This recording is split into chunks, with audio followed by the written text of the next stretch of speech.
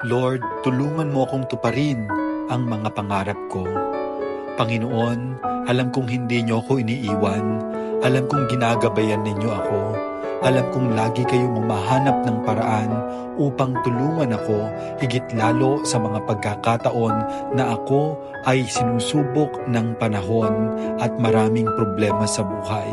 At alam ko rin, Panginoon, na tinutulungan mo ako upang matupad ang pangarap ko sa buhay, ang pangarap ko sa aking sarili, at higit sa lahat, ang pangarap ko sa aking pamilya.